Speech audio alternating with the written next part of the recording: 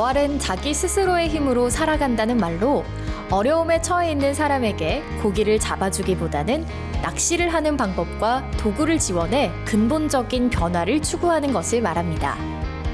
근로 능력이 있는 지역의 저소득층 주민들에게 자활 사업에 참여가 중요한 이유인데요. 일하는 공동체, 함께 웃는 지역을 만들어가는 지역의 자활센터를 찾아갑니다.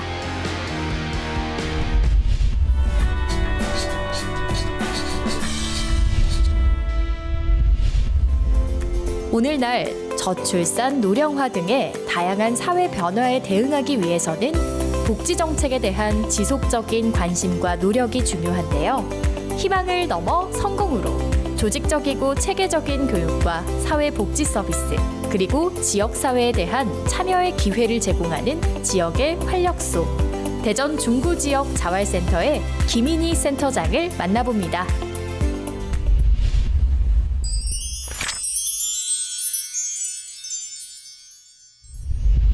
안녕하세요. 네, 안녕하세요. 대전 중구 자활센터 소개 먼저 부탁드릴게요. 대전 중구 지역 자활센터는요, 대전 지역 중구에 계시는 경제적으로 어려우신 분들이 와서 함께 일하는 곳이에요. 복지센터에서 상담을 받으시고 구청에서 의뢰를 받으면 저희 센터에 오셔갖고 상담도 받으시고, 그리고 일자리가 필요하신 분들은 일자리 지원을 해드리고, 또 취업을 연결하시는 분들은 또 취업도 연결해드리고요. 창업을 원하시는 분들은 공동으로 창업할 수 있도록 교육하고 지원해주는 기관입니다. 지난해에는 대전에서 유일하게 우수기관으로 선정이 됐어요. 네. 이곳만의 강점이 무엇일까요? 저희 센터가 올해로 한 20년째 됐습니다. 그래서 그동안에 정말 열심히 했던 노하우와 경험이 있고요. 그리고 또 저희 직원들이 많이 있는데 우리 직원들 그리고 참여하시는 많은 분들이 정말로 열심히 일해주신 덕분이죠. 네. 자활센터의 다양한 활동 중에 가장 크게 차지하는 부분이 자활 사업이라고 하던데요. 어떤 것을 말하나요? 자활 사업이라고 하면 자활 근로 사업도 있고 자활 기업도 있어요. 근데 자활 근로 사업은 아까 말씀드렸던 것처럼 복지센터에서 의뢰가 돼서 저희 센터에 오면 자활 경로를 설정을 합니다. 그래서 그런 분들은 한 분 한 분 상담을 하고요. 그리고 또 그분들이 경력이 있으신 분들은 경력이 맞게끔 저희가 사업을 지원을 하고요. 그다음 또 기술이 필요하신 분들은 기술도 습득할 수 있도록 교육을 지원을 해드려요. 그래서 그렇게 한 다음에 자활 근로 사업을 한 5년 동안 사업을 하고요. 여러 가지 사업이 있어요. 그 간병하는 사업도 있고, 누룽지 만드는 사업도 있고, 카페를 운영하는 사업도 있고, 반찬 만드는 사업도 있고요. 여러 가지 사업들이 있는데 그런 사업들로 일을 하시게 되면 매출이 발생을 하시겠죠. 한 5년 동안은 매출을 적립을 해놓고 나중에 이분들이 창업할 수 있도록 지원해주는, 그래서 자활 탈수급이라는 말이 조금 어색할 수도 있겠지만 그렇게 자활할 수 있도록 지원하는 사업이 저희 자활 사업입니다. 실제 사업단에 참여하시는 분들이 궁금한데요. 어떤 분들이시고 어떻게 참여하게 되나요?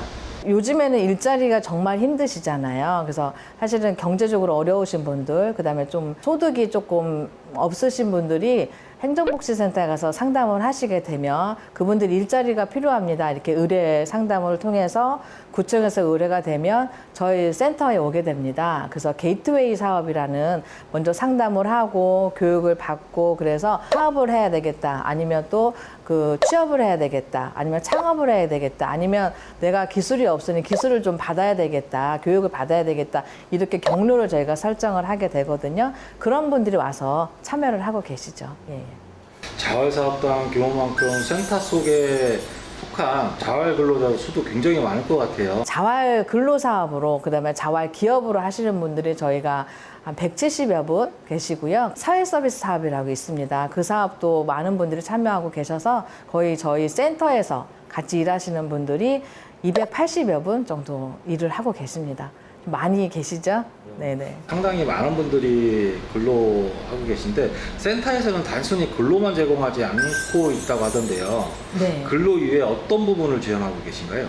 사회복지기관입니다. 사회복지시설이에요. 일반 복지관, 종합복지관과 같은 사회복지시설이기 때문에 저희가 한 분 한 분 사례관리, 일반 사례관리를 하고 있고요. 근데 일반 사회복지기관에서 사례관리 하는 것처럼 그런 사례관리 플러스 알파로 저희가 자활 경로 설정을 하기 때문에 이분들이 어떤 사업을 하고 어떻게 자활할 수 있는지 그런 경로들을 설정하고 그게 맞게끔 프로그램이 진행되는 게 저희 자활 사례관리고요. 자산 형성 사업이라는 것도 있습니다. 자산 형성 사업이 있는데 이분들이 그 근로가 있는 분들이 소득이 있는 분들이 일반 은행에다 저축하는 것처럼 나라에서 지원해 주는 사업이거든요. 그래서 내가 어느 정도 만약에 10만 원을 저축을 한다 그러면 매칭금을 주셔가지고 3년 뒤에는 이분들이 어느 정도 자활할 수 있는 취업을 했다거나 아니면 어떻게 창업을 했다거나 아니면 정말 큰 목돈 들어가는 만약에 집을 사야 된다거나 전셋집을 옮겨야 된다거나 이런 것들이 필요하신 분들한테 어느 정도 일정 기간은 3년 동안은 저축을 하면 그 저축 매칭금을 주는 사업을 저희가 같이 하고 있습니다. 예. 지금 인터뷰 하시는 장소가 네.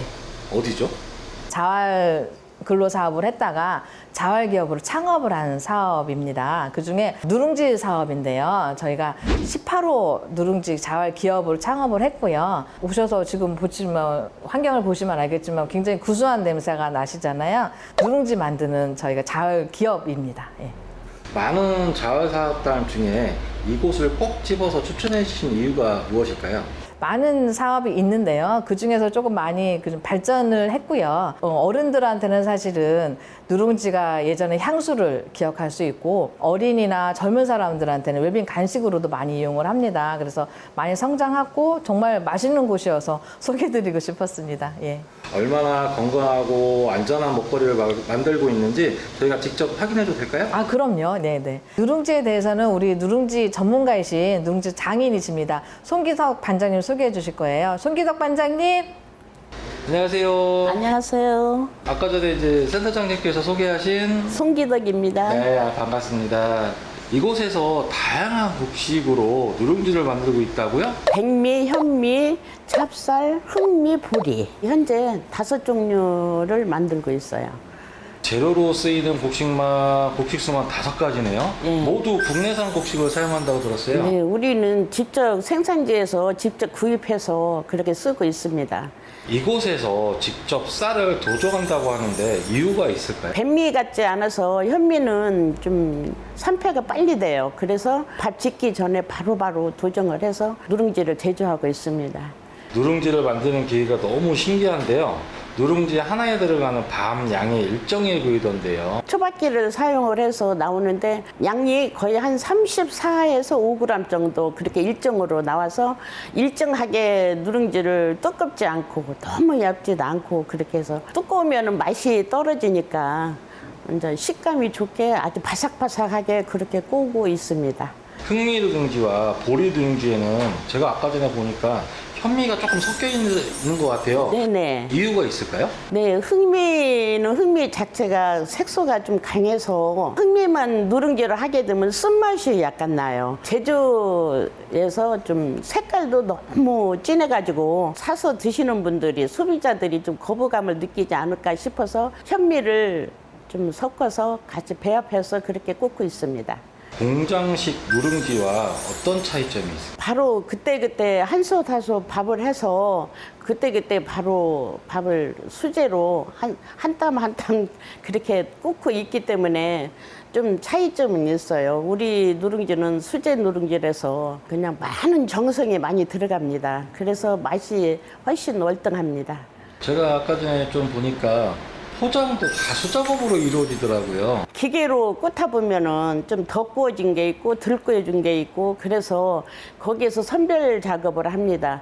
좀 덜 구워진 건 좀 기간이 좀 되면은 좀 냄새가 날 수가 있어요. 그리고 너무 구워진 건 좀 쓴맛이 날 수도 있으니까 그걸 선별 작업을 해서 포장을 좀 정석화하고 있습니다. 수제로 소량 생산을 원칙으로 하는 이유가 있을까요? 누룽지 구워서 나오는 양이 그렇게 많이 대량으로 팔 수 있는 그 양이 안 나와요. 그때그때 소비자들이 맛있게 드시기 위해서 하루에 할 수 있는 것만큼만 구워서 바로바로 소비를 하고 있습니다.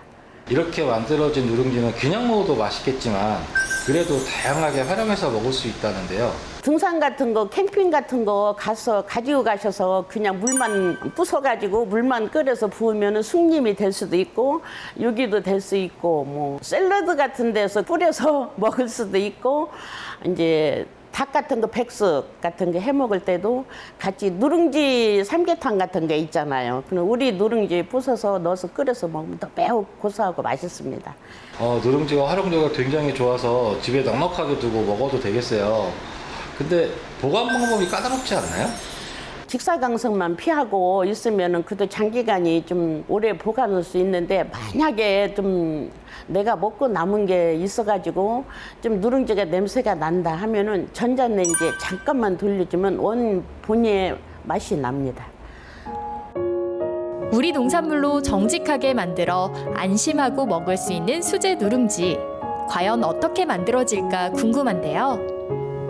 때마침 작업장 한 곳에서 덜덜덜 도전기 돌아가는 소리가 들립니다. 이제 막 누룽지 만드는 작업을 시작했다는데요. 그 소리가 얼마나 반갑던지 포장하는 과정까지 보고 싶다는 제작진의 부탁에 흔쾌히 작업장 문이 열립니다. 자, 수제 누룽지 만드는 과정 명불허전인에서 아낌없이 담아보겠습니다. 누룽지의 주 재료이죠. 오늘의 주인공인 쌀이 화려하게 등장하고 있습니다. 벼에서 현미를 만든 다음 다시 백미로 만드는 과정을 도정이라고 하는데요. 똑같은 벼를 어느 정도 깎아내는지에 따라 백미나 현미가 결정되고 영양소와 맛과 식감이 달라지게 됩니다. 쌀의 경우 도정 후 산패가 시작되고 10일 후면 밥맛이 없어진다고 하네요. 비록 귀찮다 여길 수도 있는 작업이지만 좋은 맛을 내기 위한 필수 과정입니다. 다음으로 도정한 쌀의 겉에 붙은 먼지나 이물질을 제거해야겠죠. 쌀을 씻을 때 힘을 줘서 박박 씻어내면 영양가 있는 쌀눈이 떨어져 나가고 쌀이 깨져 퍽퍽해진다고 합니다. 그러니 그릇에 충분히 물을 담고 쌀이 손가락 사이로 빠져나가게 하는 느낌으로 살살 헹궈주세요. 진하고 뽀얀 물이 서서히 맑아지고 있네요. 쌀의 맛있는 성분을 지키는 방법, 찬물인 것 아시죠? 또 쌀을 씻을 때 첫물은 쌀겨 냄새가 배지 않도록 빨리 헹궈내야 하고 쌀을 너무 오래 불리면 쌀겨 냄새가 섞여 밥에서 냄새가 나는 원인이 된다고 하니 오래 불리지 않는 것이 좋습니다. 잘 씻은 쌀을 밥솥에 담으면 이곳에서의 작업은 끝! 다 지은 밥은 이제 어디로 이동할까요? 바로 이곳입니다. 윤기 나는 밥알을 꾹꾹 눌러 바삭바삭한 누룽지로 만드는 곳인데요. 이것이 작업반장님이 말한 초밥에 밥을 만들 때 쓰는 기계군요. 일식집에나 있을 법한 이 기계가 왜 여기에 있는가 했더니 기계가 알아서 밥량을 조절해주고 밥이 통과하는 부분과 성형하는 부분이 특수 재질로 구성되어 밥알도 뭉치지 않고 고속 생산으로 일손도 덜어주고 있네요.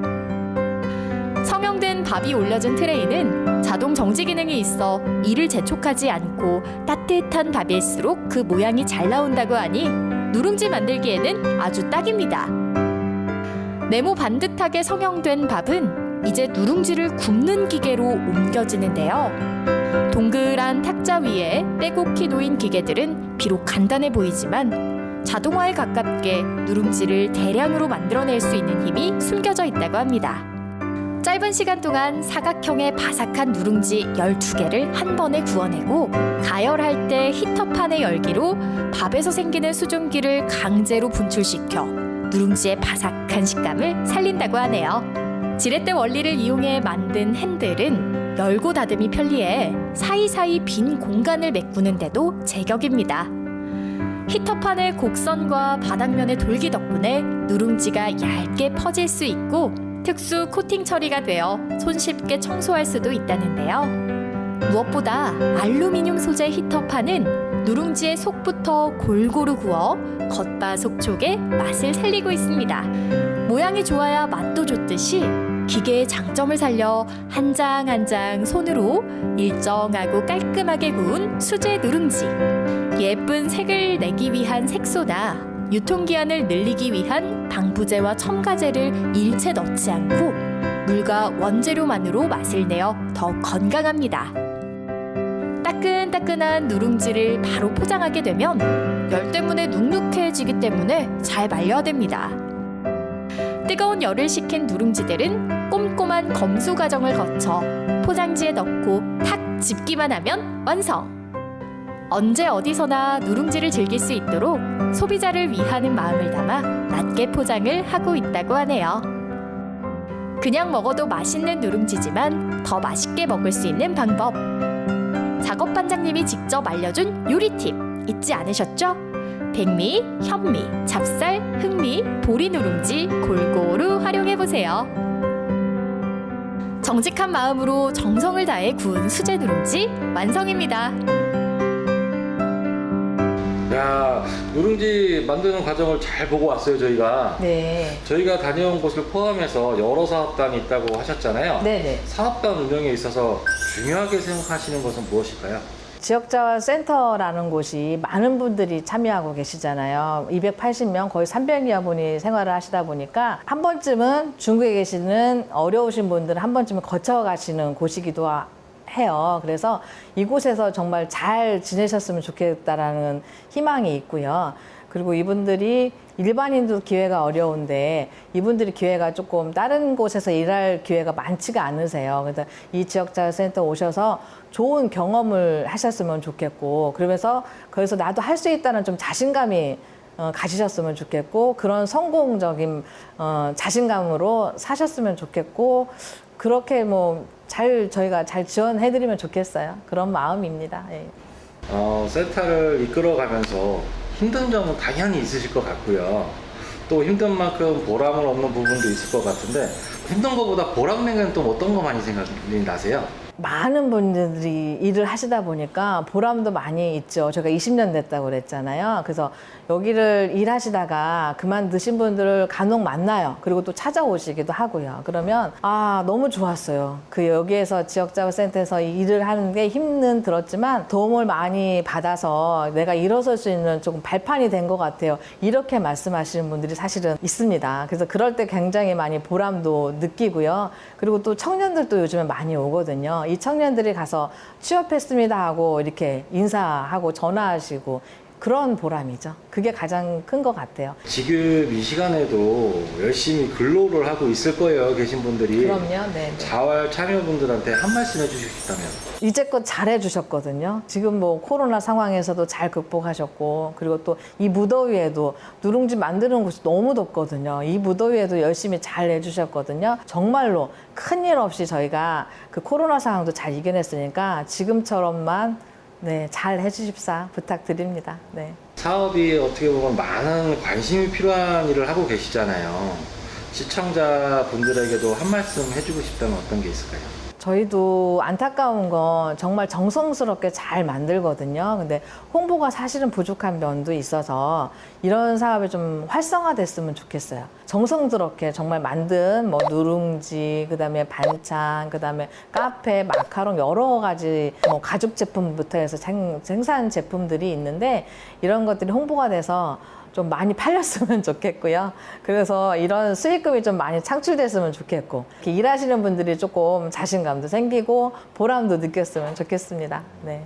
앞으로 많은 활동을 하실 텐데, 그래도 앞으로의 꿈이나 목표가 있다면 어떤 게 있을까요? 저희가 자활 기업이 계속 나가야 됩니다. 이게 저희가 성공 경험이고, 그렇기 때문에 매출이 좀 많이 발생해서 그리고 활성화돼서 자활 기업이 중소기업이 되고 그랬으면 좋겠고, 그래서 자활 기업이 50호, 100호까지 창업을 했으면 좋겠습니다. 저희도 희망을 가지고 있고 그런 목표를 가지고 일을 합니다. 네.